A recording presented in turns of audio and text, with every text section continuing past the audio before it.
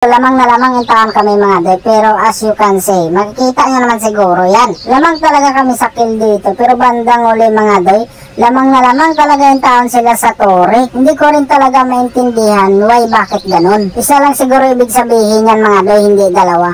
Hugihan yung kaigid silang magbasag sa Tore, pero yung mga kampi ko, iwan ko kung ambot o gano.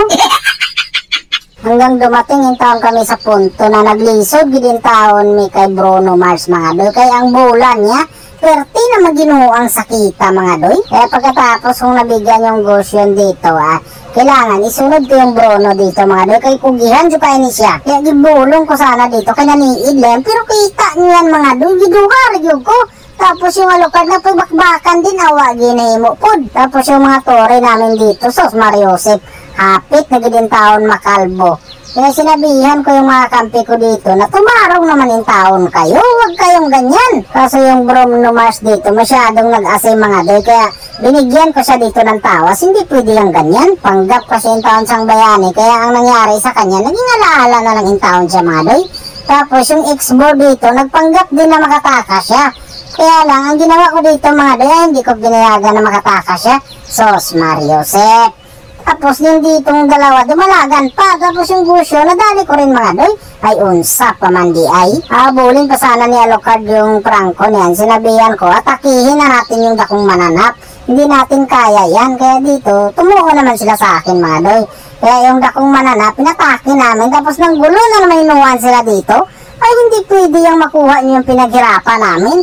Matagal na yung nakaplano. Sos Mariosep, sige sumunod ka pa sa akin kay hot din ko yung mga kabutang nyo sa totoo lang. Kaso hindi naman sila naniniwala sa akin. Siguro mga tag-as nito mo yung mga doy. O niya karon magdumalaga na kayo. Ay hindi pwede yan.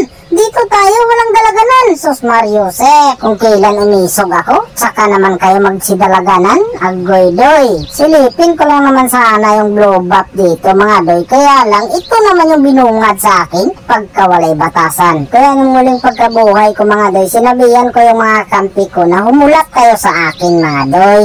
Kasi lahat ng nakikita nyo dyan, pagmamayari ko yan. Kaso mga tag-as, mga tumoy mga doy, di man makasabot. Kaya yung humigit kumulang na dalawa kong kakampi mga doy, humigda talaga. Kaya dito, pinakitaan ko sila ng mga 35% lang yung pinakita ko dito mga doy.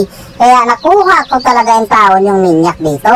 Paano na lang siguro kung 85% yung binigay ko doon mga doy. Baka hindi ko pa sila nabaril, humiga na yung taon sila. Sos Mariosep.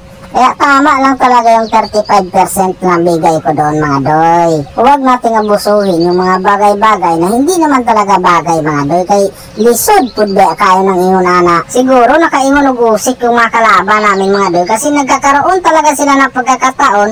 Kaya lang yung pagkakataon na yun mga doy, hindi talaga sumangayon sa kanila. Sos Mariosep.